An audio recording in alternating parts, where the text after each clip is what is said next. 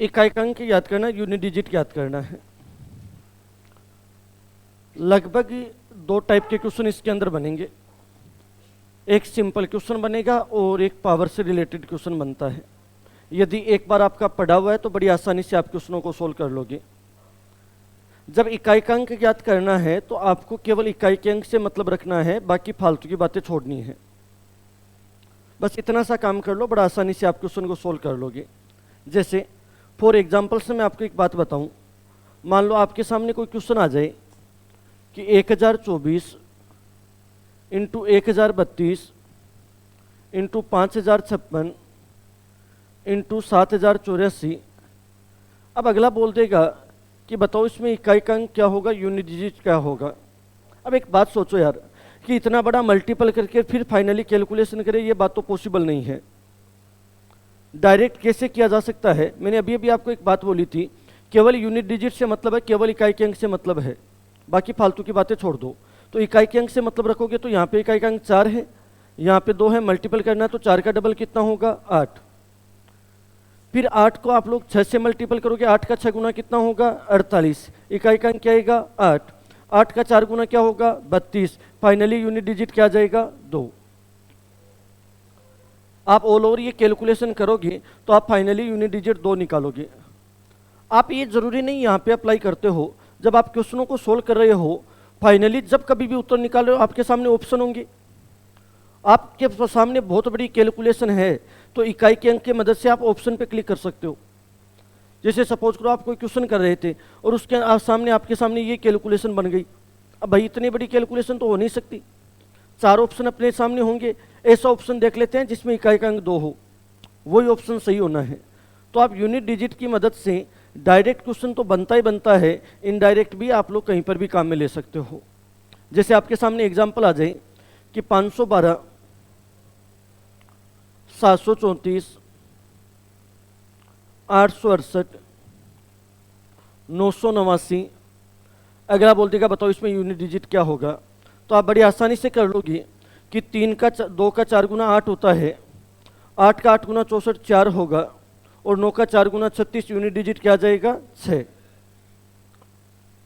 एक तो आपको सिंपल क्वेश्चन पूछा जाएगा, बल्कि करंटली एग्जाम्स में इससे बकवास क्वेश्चन नहीं आते हैं, इतने नॉर्मल क्वेश्चन आ ही नहीं सकते। लेकिन पहले सिंपल क्वेश्चन आपकी समझ में आया हुआ है तो लेवल की बातें स्टार्ट करेंगे। तो पहले कुछ एग्जाम्पल्स लिखिएगा, हेडिंग डाल लेना इकाई का अंक ज्ञात करना।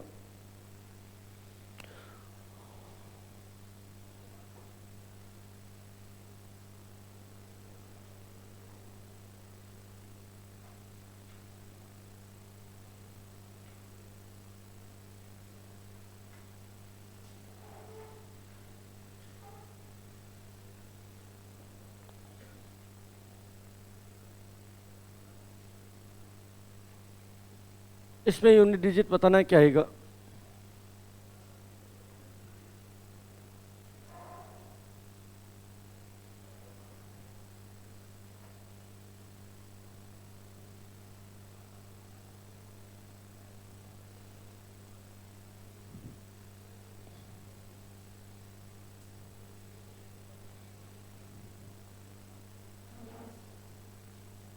इसमें बताना है यूनिट डिजिट क्या आएगा।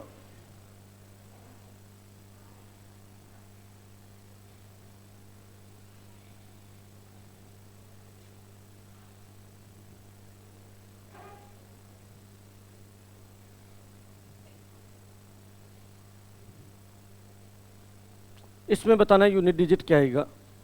आपके सामने 4 छोटे छोटे क्वेश्चन हैं, आसानी से कर दो। देखिए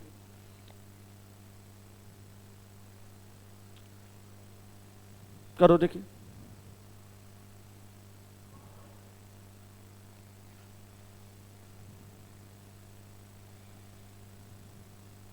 शक्ल आई थी क्या?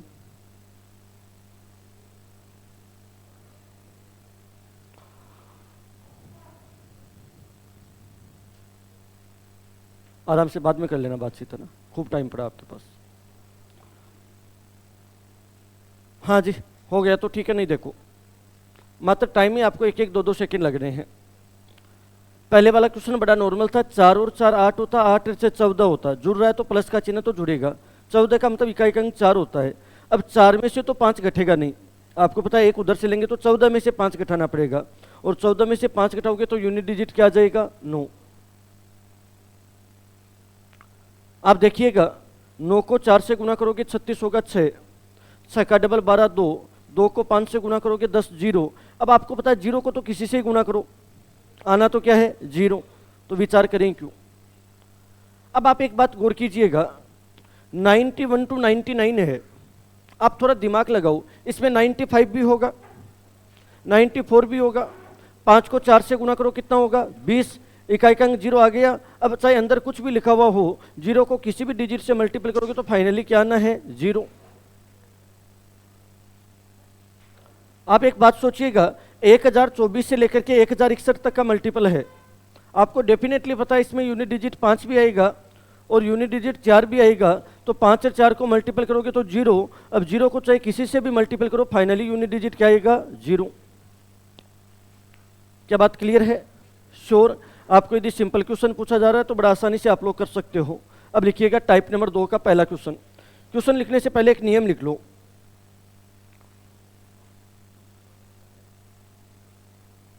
एक नियम लिख दीजिएगा, यदि इकाई का अंक 0, 1, 5 अथवा 6, यदि इकाई का अंक 0, 1, 5 अथवा 6 इनमें से कोई भी हो, 0, 1, 5 अथवा 6 इनमें से कोई भी हो, तो घात में, घात का मतलब पावर, घात में कोई भी संख्या हो, घात में कोई भी संख्या हो, इकाई के अंक में कोई परिवर्तन नहीं होता है। घात में कोई भी संख्या हो, इकाई के अंक में कोई परिवर्तन नहीं होता है, नो चेंज रहेगा। यदि इकाई का अंक 0, 1, 5 अथवा 6 इनमें से कोई भी हो, तो घात में कोई भी संख्या हो, इकाई के अंक में कोई परिवर्तन नहीं होता है। सिंपल सी बात है, कोई ज़्यादा टफ बात भी नहीं है, देखोगे तो बड़ा आसानी से समझ में आ जाएगा। मैं कुछ एग्जाम्पल से बात बता रहा हूँ। जैसे 120 की पावर मान लो 150 है, इसका मतलब होता है कि 120 आपस में 150 बार मल्टीपल होगा। मतलब आप आसानी से बोल सकते हो कि 120 गुणा 120 गुणा 120, ये कंटिन्यू चलता जाता है। अब एक बात सोचो कि 0, 0, 0, 0 को आपस में कितनी बार मल्टीपल करो चाहिए, फाइनली उत्तर तो क्या आना है 0। इसका मतलब यदि इकाई का अंक 0 है तो पावर में कुछ भी लिखा हुआ हो, कुछ भी का मतलब ऑलवेज पॉजिटिव नंबर होता है। कल को 3/5 लिखा हुआ जाए, आप बोल दो कि यार गुरुजी ने बोला था ऐसा ही होता होगा। न मैं नेगेटिव नंबर का बोल रहा हूँ, मैं एक नेचुरल नंबर की बात कर रहा हूँ, एक प्राकृत संख्या के बारे में बात कर रहा हूँ, और डेफिनेटली क्वेश्चन इसी प्रकार से आता है। तो 1 से लेकर के कहीं तक कोई सा भी नंबर लिखा हुआ हो चाहिए, हमेशा जो यूनिट डिजिट आएगा वो 0 ही आएगा। अब देखिएगा, यदि कहीं ऐसा लिखा हुआ जाए कि 111 की पावर 111, इसका मतलब होता है 111 गुणा 111 गुणा 111, ये चलता जाता है। अब आपको बहुत आसानी से पता है कि 1, 1, 1 को आपस में कितनी बार मल्टीपल करो, फाइनली इकाई का अंक क्या आएगा 1। जैसे मान लीजिएगा कहीं लिखा हुआ है कि 225 की पावर 225 है, अब इसका मतलब 225 को 225 बार मल्टीपल करना है। अब इसको चाहे करते जाओ आगे। अब आप बात पे गौर करना, एक बात बताओ, 5 को 5 से गुना करोगे कितना आएगा 25, इकाई का अंक 5, फिर 5 को 5 से गुना करोगे 25, इकाई का अंक 5, तो 5 को आपस में कितनी बार मल्टीपल करो, फाइनली इकाई का अंक क्या आना है 5। फिर एक बात पे गौर करना, मान लो कहीं ऐसा लिखा हुआ जाए 216 की पावर 216, तो 216 गुना 216 गुना 216, ये चलता जाएगा। अब देखिएगा 6 को 6 से गुना करो 36, इकाई का अंक 6, फिर 6 को 6 से गुना करोगे 36, इकाई का अंक 6, 6 को आपस में कितनी बार मल्टीपल करो, इकाई का अंक क्या आएगा 6। तो मोटी मोटी क्या बात समझ में आ रही है कि यदि इकाई का अंक 0 है तो पावर में कुछ भी हो 0 ही रहेगा, 1 है तो पावर में कुछ भी हो 1 ही रहेगा, यदि 5 है तो पावर में कुछ भी हो 5 ही रहेगा, और 6 है तो पावर में कुछ भी हो 6 ही रहेगा। मतलब 0, 1, 5 अथवा 6 इनमें से कोई भी आता है तो इकाई के अंक में कोई चेंज नहीं होगा। अब आपके दिमाग में आएगा कि सर यदि इसके अलावा कुछ आ जाए तो भाई साहब को बोलिएगा मोबाइल को अंदर डाले तो शायद सही रहेगा, स्पेशली बोलना नहीं पड़े किसी को। और मैं 2 बातों का ध्यान रखोगे, एक तो टेबल के ऊपर किसी का मोबाइल नहीं रहना चाहिए। टेबल चाहे नीचे वाली हो चाहे ऊपर वाली हो, गलती से भी मोबाइल नजर ना आ जाए, आपका एडमिशन कैंसिल कर देंगे, अपना बैग उठाना और घर पे चले जाना चाहिए। कोई बड़ा किसी को शौक नहीं इतना ज़बरदस्ती करने का, अपने मोबाइल को बैग में रखा करो। एक तो टाइम पास करना तो भाई साहब एक रूम ऐसा फ्री किया हुआ है, वहाँ पे आराम से विदा जा करो। हाँ जी, तो 0 है तो 0, 1 है तो 1, 5 है तो 5, 6 है तो 6। अब इसके अलावा आ जाए तो उसके लिए रोल नंबर 2 लिखिएगा।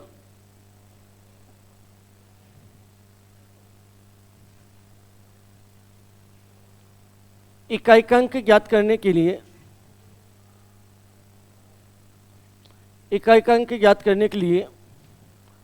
घात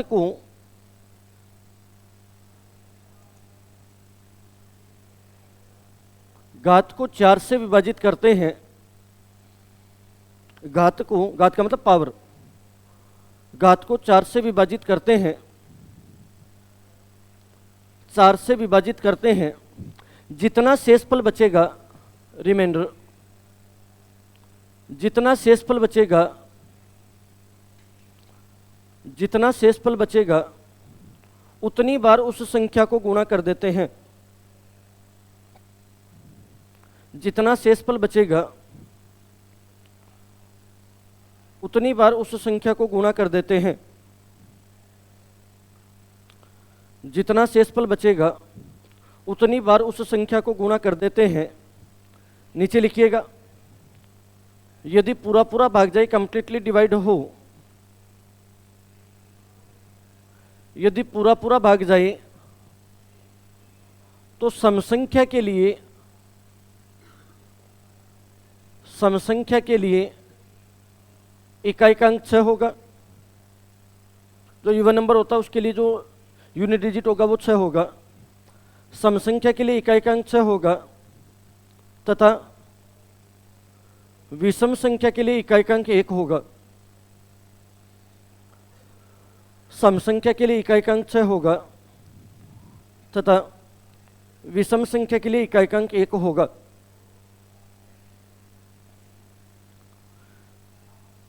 यदि 4 का पूरा पूरा भाग जाता है तो सम संख्या के लिए तो इकाई का अंक 6 होगा और विषम संख्या के लिए इकाई का अंक क्या होगा? 1।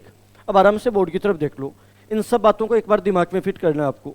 आराम से बैठे बैठे 5-7 मिनट सुनोगे, समझ में आ जाएगा। मैंने पहला स्टेटमेंट आपको ये बोला था कि यदि 0, 1, 5 अथवा 6 इनमें से कोई भी होता है तो इकाई के अंक में कोई चेंज नहीं होगा। 0 है तो 0, 1 है तो 1, 5 है तो 5, 6 है तो 6। इसके अलावा यदि कोई भी नंबर आता है तो पावर को किससे डिवाइड करना है? 4। 4 से डिवाइड करने पर जितना रिमाइंडर होता है, एक रिमाइंडर बचे तो एक बार काम में ले लो, 2 रिमाइंडर बचे तो 2 बार काम में ले लो, और 3 रिमाइंडर बचे तो 3 बार काम में ले लो। मैक्सिमम 3 ही हो सकता है, इसके अलावा तो फिर पूरा पूरा भाग जाएगा। और यदि पूरा पूरा भाग जाता है तो सम संख्या के लिए इकाई का अंक 6 होगा और विषम संख्या के लिए क्या होगा? 1। आप बोलोगे सर ऐसा क्यों? आप एक बात सोचो कि 4 का पूरा पूरा भाग जाने का मतलब समझते हो क्या? कि 4-4 के पेयर बनाओगे तो एग्जैक्ट पेयर बनेंगे, कोई शेषफल नहीं बचेगा। अब आप कोई भी विषम संख्या ले लो, कोई भी ओड नंबर ले लो, उसको 4 बार मल्टीपल कराओगे तो यूनिट डिजिट 1 ही बनेगा। कोई भी ले लो, चाहिए जैसे 3 ले लेते हैं, 3 को 3 से गुणा किया 9, 9 को 3 से गुणा किया 27, और 27 को 3 से गुणा करेंगे 7, 21, 21, इकाई का अंक क्या बनेगा? 1।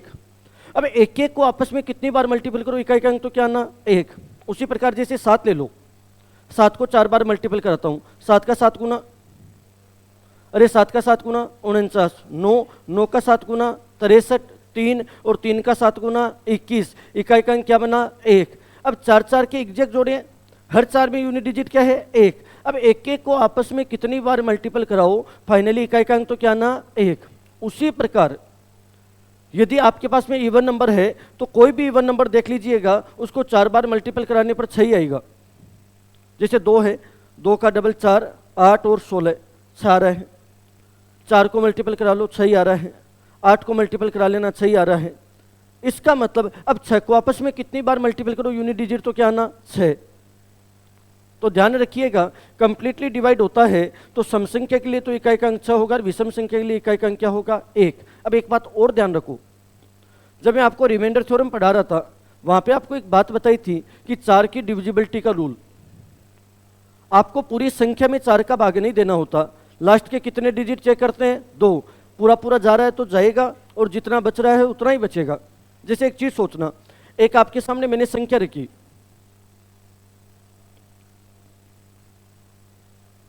और आपसे कोई पूछ ले कि भैया ये 4 से डिवाइड होती है क्या, तो 4 की डिविजिबिलिटी का रूल ये बोलता है कि लास्ट के 2 डिजिट में 4 का पूरा पूरा भाग जाता है तो वो संख्या किससे डिवाइड होती है 4 से। चाहे इधर कितनी बड़ी संख्या लिख दो और चाहे कुछ भी लिख दो, वो पक्की बात है किससे डिवाइड होगी 4 से। यदि लास्ट के 2 डिजिट डिवाइड होते हैं तो 4 का भाग दो, 4 दूनी 8, 4 3 12, क्या पूरा पूरा भाग जा रहा है। सपोज करो यहाँ पे 93 होता तो पूरा पूरा भाग तो नहीं जाता, परंतु कितना शेषफल बच रहा है 1। अब भैया इधर चाहे आपने कुछ भी लिख रखा होगा, इधर आपने कुछ भी कितनी बड़ी संख्या लिख रखी होगी, फाइनली शेषफल कितना बचेगा 1 ही बचेगा। तो 4 की डिविजिबिलिटी का रूल पता है तो आपके लिए क्वेश्चन और आसान हो जाएगा, क्योंकि आपको केवल लास्ट के कितने डिजिट चेक करने होते हैं 2। क्या बात को समझ रहे हो।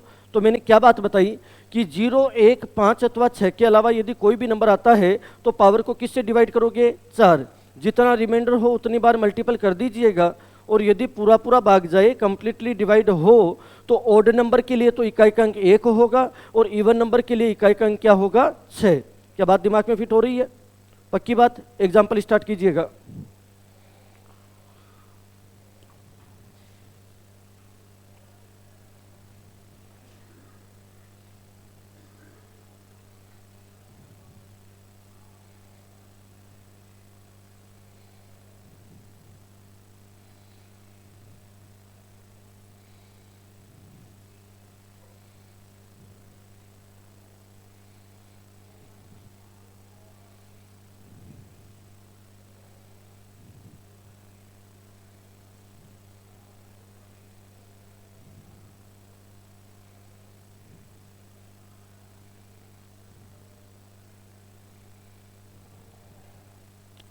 चार एग्जाम्पल आपके सामने है, आराम से करो।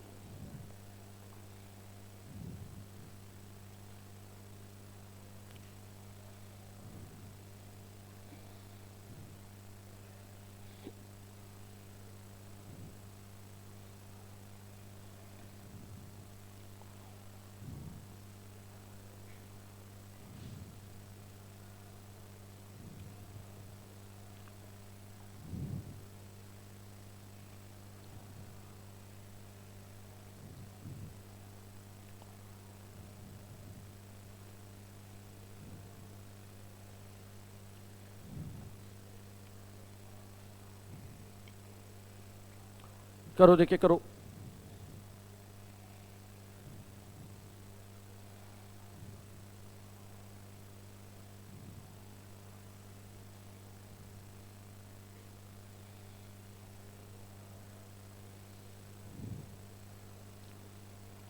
करे क्या चर्चा,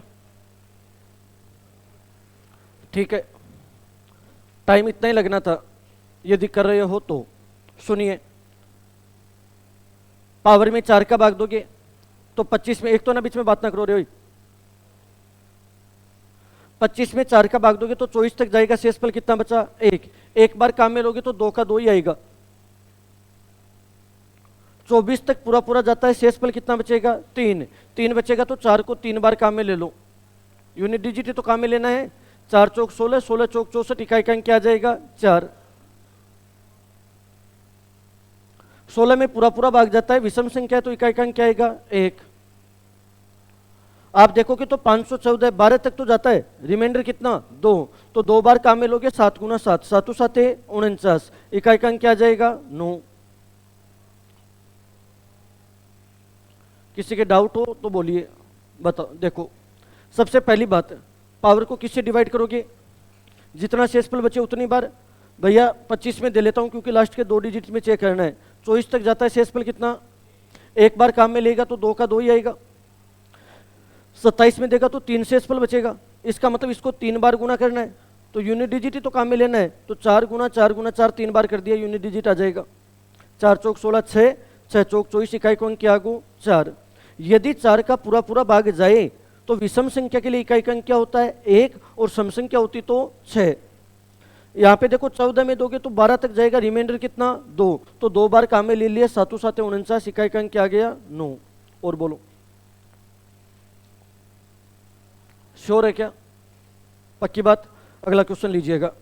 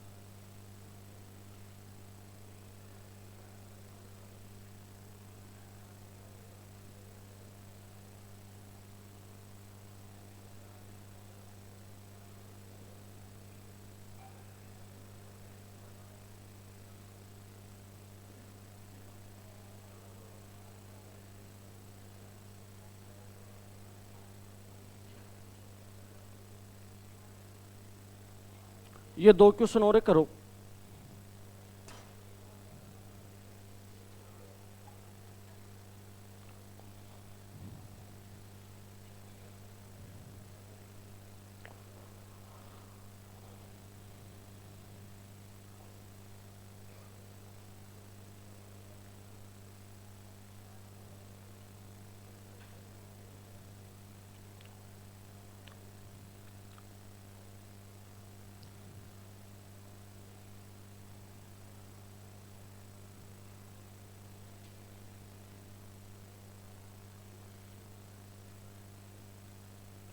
और हाँ, एक इंग्लिश मीडियम वाली ध्यान देना, जो स्टार्टिंग के अंदर हमने पढ़ा था नियजमान या जातीय मान, उसकी एक तो इंग्लिश टर्म्स लिखी थी पॉइंट वैल्यू, बल्कि एग्जाम के अंदर पॉइंट वैल्यू नहीं यूज होकर फेस वैल्यू यूज होती है भैया, सॉरी उस टाइम आपको बताना भूल गया था।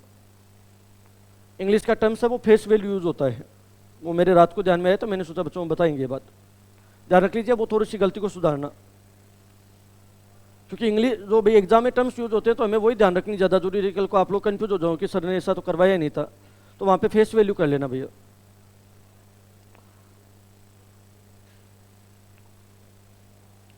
ठीक है, अब देखिएगा आराम से बोर्ड की तरफ देख लो, आपसे हो गया तो भी ठीक है, नहीं हुआ तो समझो, इससे ज़्यादा टाइम मत लो इन क्वेश्चनों में। पहला क्वेश्चन देखिएगा, 8 है तो 15 में 4 का भाग दोगे तो 12 तक जाएगा, 12 तक जाएगा तो शेषफल कितना बचेगा 3, तो 8 8 को 3 बार काम में लेना है। ठीक है, 64 तक जाएगा, 64 तक जाएगा तो शेषफल कितना बचेगा 1, तो 1 बार काम में ले लेंगे। ठीक है, 1 बार काम में ले लेंगे तो 3 आ जाएगा। 64 तक तो जाएगा ना भाई, 66 है तो 64 तक जाएगा, शेषफल कितना बचेगा 2, तो 2 बार काम में ले लेंगे 2। अब सुनो आराम से, 8 को 8 से गुना करोगे 64 4, 8 चौक 32 2, 3 दूनी 6, 6 दूनी 12, 12 दूनी 24, इकाई का अंक क्या आएगा 4। देखिएगा 18 है, 16 तक जाता है, रिमाइंडर 2 आएगा, 2 आएगा तो 9 2 बार काम आएगा, इकाई के अंक से मतलब है। 24 में पूरा पूरा जाता है, विषम संख्या के लिए 1 आ जाएगा। 5 है तो कुछ भी नहीं देखते हैं, इकाई का अंक 5 ही आना है। यहाँ पे 20 तक जाएगा, 2 शेषफल तो 7 2 बार काम आएगा। आराम से चेक कर लेना, 9 का 9 गुना 81 1 होगा, 1 को 5 से गुना करोगे 5 होगा, 5 का 7 गुना 35। हाँ जी भाई साहब, सोया कर दूं, 35 5 होगा, फिर 5 का 7 गुना 35 5 ही होगा, तो यूनिट डिजिट क्या जाएगा 5।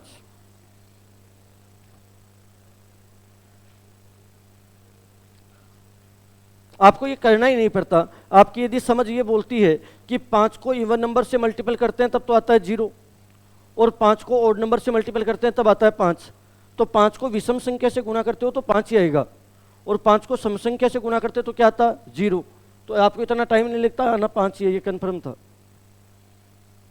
क्या आप क्वेश्चन कर दोगे? इकाई के अंक में दो बातें ध्यान रखनी होती है। ध्यान रखिएगा, अब जब ये आया है ना 5 काल न थे रटा रटाए काम करो हो, आप तो यहाँ पे 4 का भाग देते 2 बच जाता और फिर वैसे करते रहे, मान लो पूरा पूरा भाग चला जाता, सपोज करो 412 होता और पूरा पूरा भाग चला जाता, तो आपके दिमाग में तो क्या था कि विषम संख्या तो 1 चिपका दो। तो भैया मैंने ये बात पहले ही बता दी है कि ये नियम 0, 1, 5, 6 पे अप्लाई नहीं करना है। 5 है तो 5 ही रहेगा, 6 है तो 6 ही रहेगा, 0 है तो 0 ही रहेगा, 1 है तो 1 ही रहेगा। इसके अलावा जितने भी यूनिट डिजिट आते हैं उनको 4 से डिवाइड करो, जितना रिमाइंडर आता है उतना लिखो और पूरा पूरा भाग जाए तो इवन नंबर के लिए 6 और ऑड नंबर के लिए कितना आ जाएगा 1। ठीक है, ये आपका इकाई अंक कंप्लीट होता है। ये बात लास्ट वाला 166 है भाई, 166 है तो 66 में दे लें, 64 तक तो पूरा पूरा जाता है, शेषफल 2 बचेगा। 4 का भाग देना आता है क्या? नहीं आता, तो देख ले 4 एकम 4, फीलिंग लेकर के कर ले और क्या होगा। 24 तक तो जा रहा है, शेषफल 2 बचा तो 2 बार काम में ले लेंगे। ठीक है, ओके, हेडिंग डालिएगा।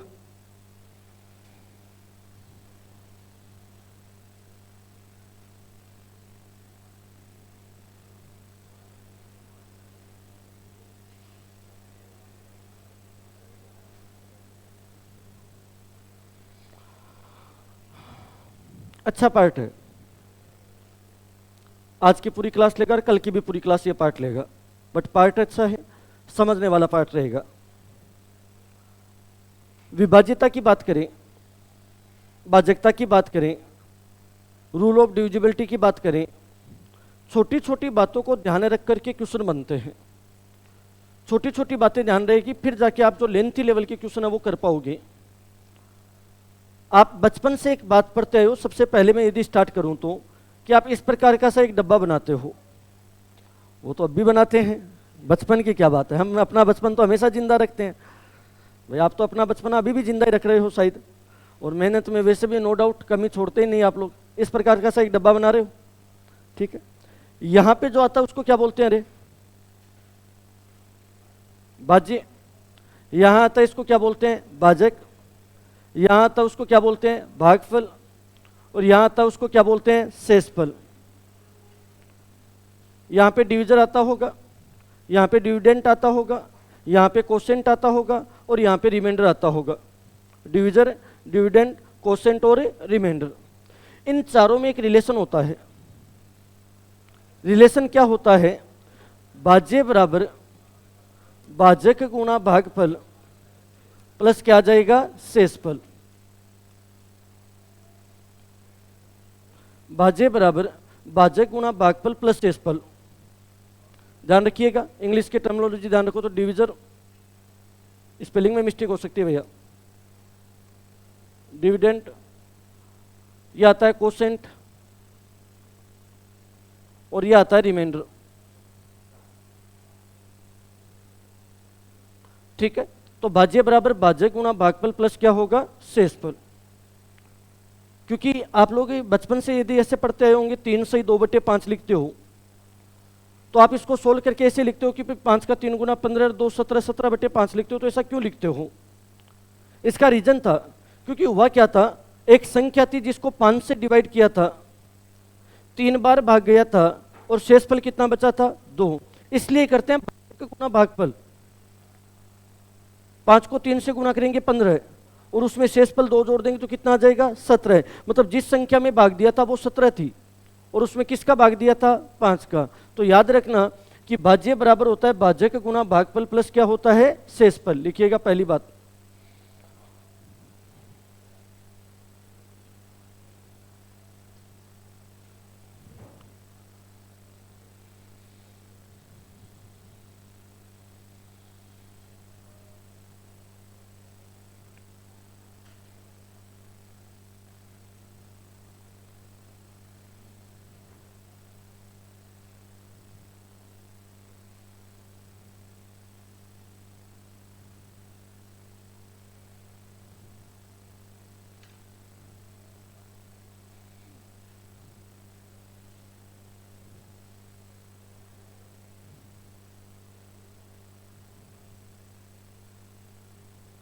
ठीक है, पहला क्वेश्चन लिखिएगा।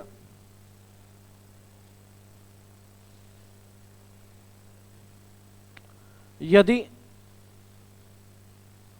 यदि किसी संख्या को 24 से विभाजित किया जाए, 24 से विभाजित किया जाए, 24 से विभाजित किया जाए तो भागफल 15, भागफल 15 तथा शेषफल भागफल 15 तथा शेषफल 15 प्राप्त होता है। भागफल 15 तथा शेषफल 15 प्राप्त होता है तो बताइए उस संख्या का मान क्या होगा। तो बताइए उस संख्या का मान क्या होगा, वो नंबर फाइंड आउट करना है आपको। सिंपल क्वेश्चन है, 0 लेवल के हैं, बट आपको ध्यान होना चाहिए। यदि किसी संख्या को 24 से विभाजित किया जाए तो भागफल 15 तथा शेषफल 15 प्राप्त होता है, तो बताइए वह संख्या क्या होगी।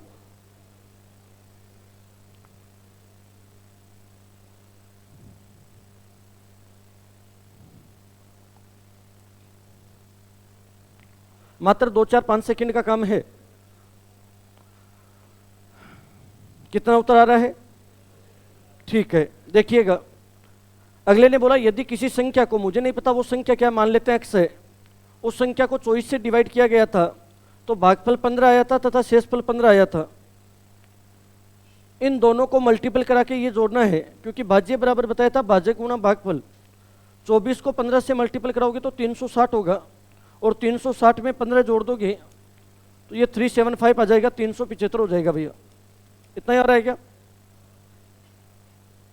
भाई? 24 का 15 गुना कितना हो जाएगा? 360, और उसमें 15 प्लस कर दीजिएगा, 375 आंसर आ जाएगा। बताओ क्या बात समझ में आ रही है?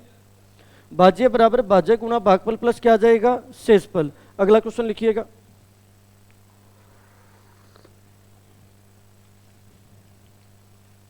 अगला क्वेश्चन लिखिएगा।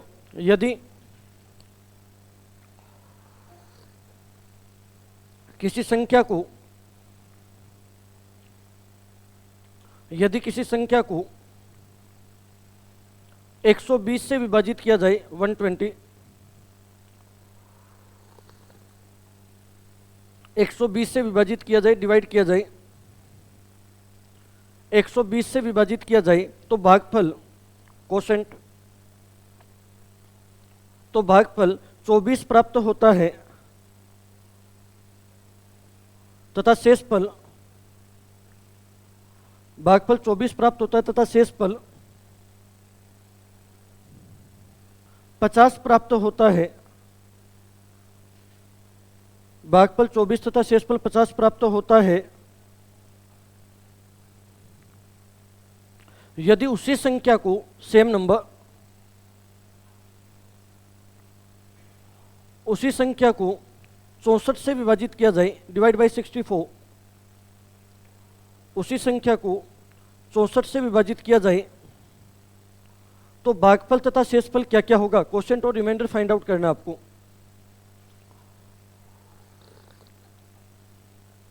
उसी संख्या को 64 से विभाजित किया जाए तो भागफल तथा शेषफल क्या क्या होगा। क्वोशिएंट और रिमाइंडर दोनों बताने आपको।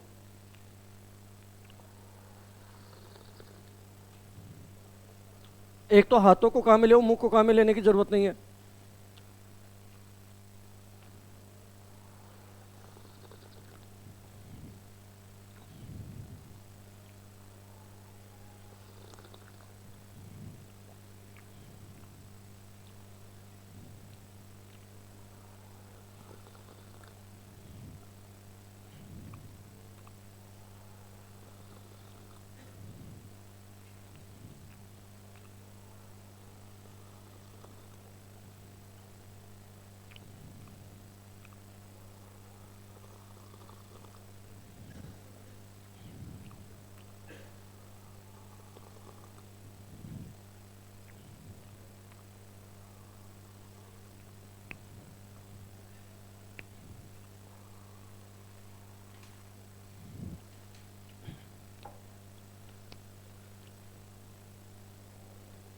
हाँ जी, देखिएगा, टाइम इससे ज़्यादा ना ले।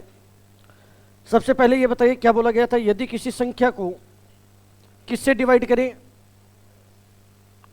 यदि किसी संख्या को किससे डिवाइड किया गया था, 120 से डिवाइड करें तो भागफल कितना 24 तथा शेषफल कितना 50 प्राप्त होता है। यदि किसी संख्या को 120 से डिवाइड किया तो क्वेश्चन तो 24 है, रिमाइंडर 50 है। तो पहले वो संख्या निकाल लेते हैं। संख्या आपको पता है कैसे निकालोगे, इन दोनों को गुणा करके ये जोड़ना है, क्योंकि भाज्य बराबर होता है भाज्य गुणा भागफल प्लस शेषफल। x बराबर आ जाएगा 120 गुणा 24 प्लस 50। 12 से मल्टीपल कर दीजिएगा, 12 चौक 48, 4 हो जाएगा, 24 और 4 28 हो जाएगा, उसमें 50 इंक्लूड कर दीजिएगा, कितना आ जाएगा 338 आ जाएगा क्या?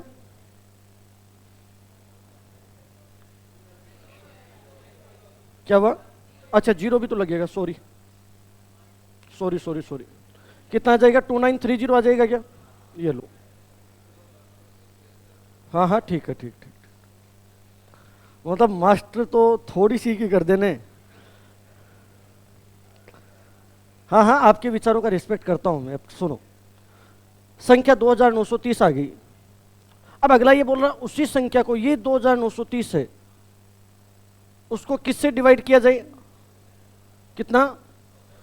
64 से डिवाइड किया जाए तो आपको क्वोशिएंट और रिमाइंडर बताना है। 64 से डिवाइड किया जाए, अब 64 से डिवाइड करेंगे तो आप यदि देखोगे तो भाग 4 बार जाएगा शायद, पहले 4 बार भाग जाएगा तो कितना आ जाएगा 240 और 16 256 आ जाएगा शायद। ठीक है, यहाँ पे 7 आ रहा है, यहाँ पे 3 आ रहा है, 370 हो जाएगा। 64 का भाग दोगे 5 बार जाएगा। भाई साहब को बोलना, कॉर्नर वाले खड़े हो जाओ, हाँ खड़े हो जा, क्या रहा है, आगे आ जाओ फटाफट, जल्दी आ, तो इतना टाइम का है, यहाँ बैठ जाओ। नहीं नहीं, यहाँ यहाँ आगे आगे, हाँ। अब उन्हें देख सीधा तो लोग जूता ही देसी, उन्हें देख और चुपचाप बैठो बैठो। हाँ अब सुनो, 64 का भाग कितनी बार जाएगा? 5 बार। 5 बार जाएगा तो कितना आएगा 320, रिमाइंडर कितना 50। इसका मतलब जब उस नंबर को 64 से डिवाइड करते हैं तो क्वोशिएंट तो 45 आ जाएगा और रिमाइंडर कितना आ जाएगा 50। अब वही बात, आजकल ऐसे क्वेश्चन परीक्षा में आने धीरे धीरे बंद हो गई, नहीं आ रही। अब एग्जाम में क्वेश्चन कैसे आ रहा है, लिखिएगा अगला क्वेश्चन।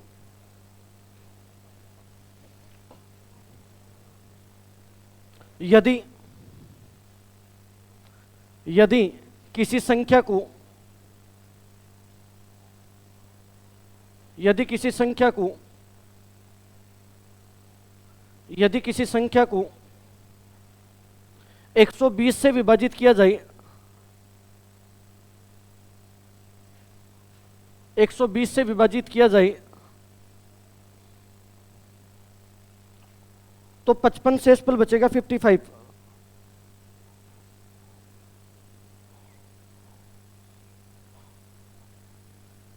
तो 55 शेषफल बचेगा। उसी संख्या को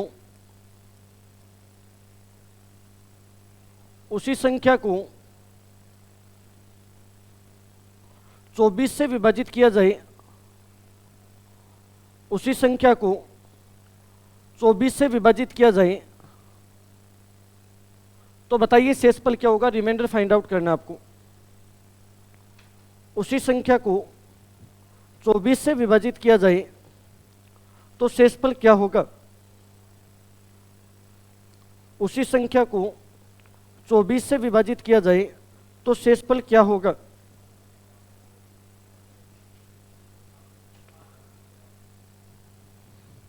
7। यदि मैं यहाँ पे 25 लिख देता तो जना झालर हो बने बने होगा ना ना, बस बता बता, नहीं बताएगा, इच्छा नहीं हो रही बताने की, चॉइस नहीं निकालना आपको। तो वो बता रहा था इसलिए उससे मैंने सोचा बात कर ले 2 मिनट, उसके स्वास्थ्य के लिए अच्छा रहेगा। कतासी 7 मीना काला ही गए, कल आई थी, कहीं हो तो मास्टर हो टाइम पर। चलो सबके सब बोर्ड की तरफ देखो,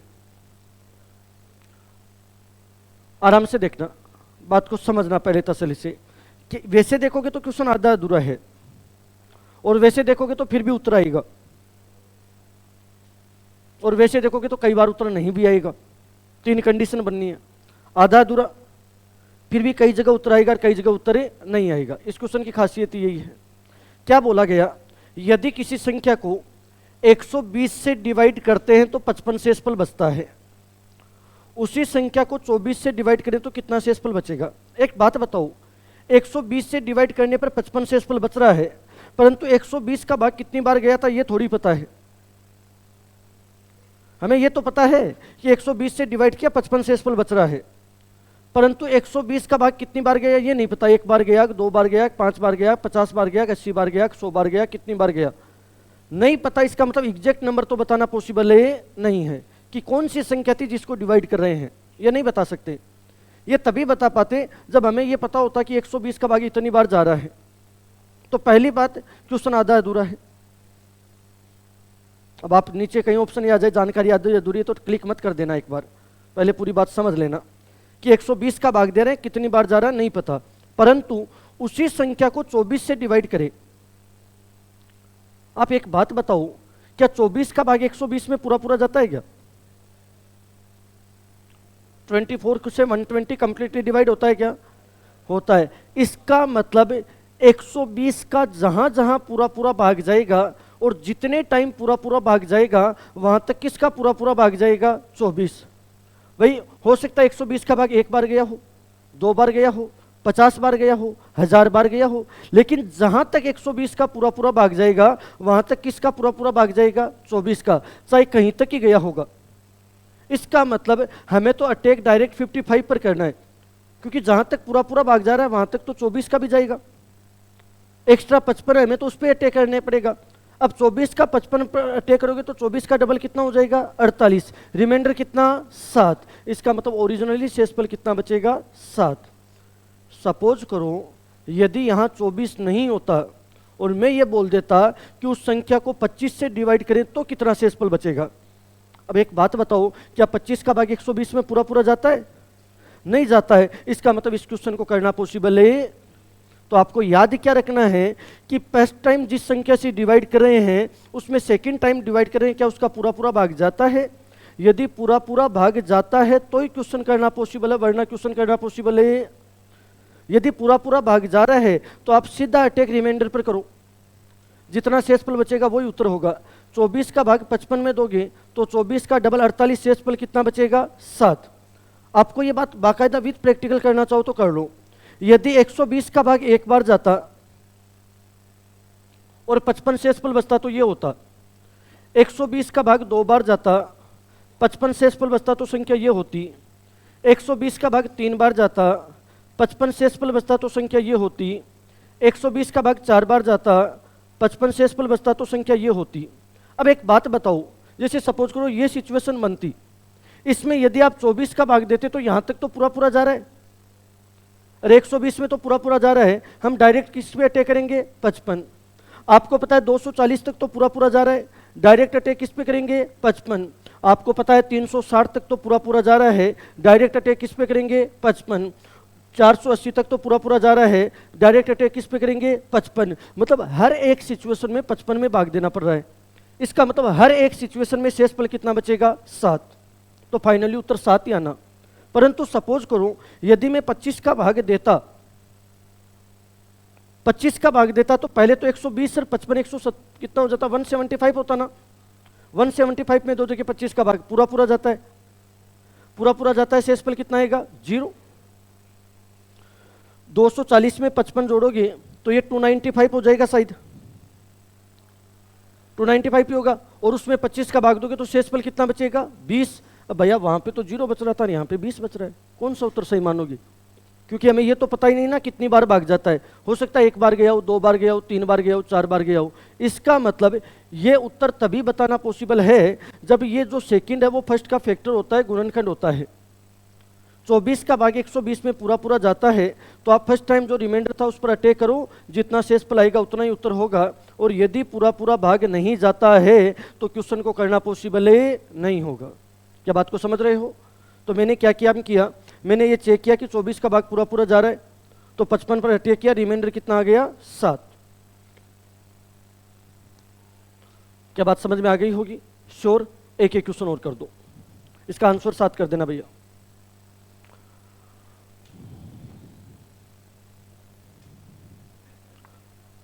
अगला क्वेश्चन लिखिएगा, यदि किसी संख्या को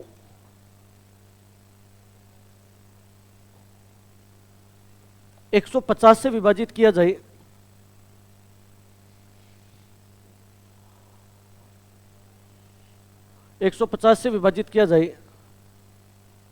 तो शेषफल 79 बचता है 79। 50 से विभाजित किया जाए तो शेषफल 79 बचेगा, 79 होगा। उसी संख्या को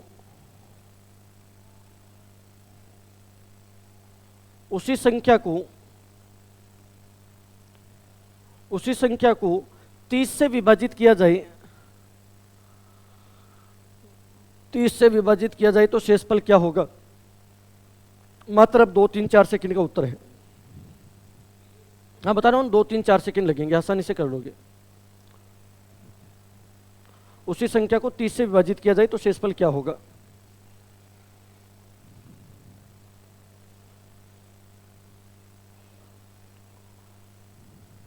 हो गया होगा, ठीक है। क्योंकि 30 का भाग 150 में पूरा पूरा जाता है, क्या पूरा पूरा जाता है तो डायरेक्ट अटैक 79 पर करोगे। 30 का डबल 60 होता है, शेषफल कितना बचेगा 19। तो फाइनली आंसर 19 आना है। क्या बात क्लियर है? श्योर। अब ये नॉट पॉसिबल वाला एक क्वेश्चन और कर दो जिससे आपके ध्यान में रहे।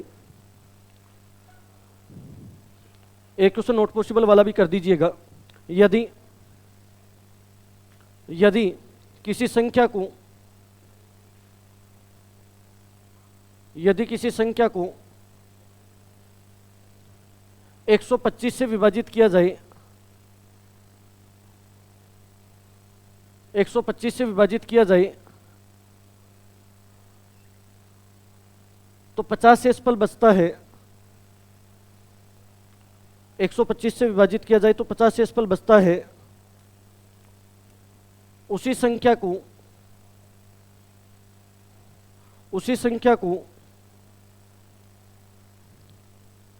40 से विभाजित किया जाए तो शेषफल क्या होगा? उसी संख्या को 40 से विभाजित किया जाए तो आपको रिमाइंडर फाइंड आउट करना है, शेषफल क्या होगा।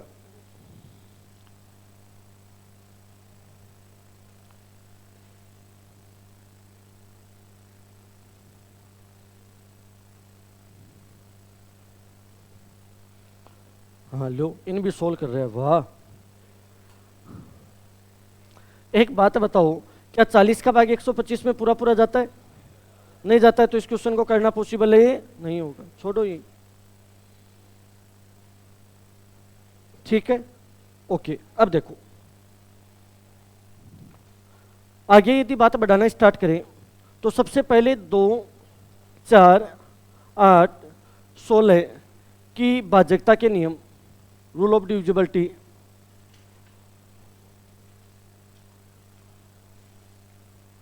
किसी भी संख्या को देख करके कैसे पता चलेगा कि 2 का भाग पूरा पूरा जाता है या नहीं जाता है, 4 का भाग पूरा पूरा जाता है या नहीं जाता है, 8 का भाग पूरा पूरा जाता है या नहीं जाता है, 16 का भाग पूरा पूरा जाता है या नहीं जाता है, 32 का भाग पूरा पूरा जाता है या नहीं जाता है। तो इसका क्या रूल होता है देखिएगा।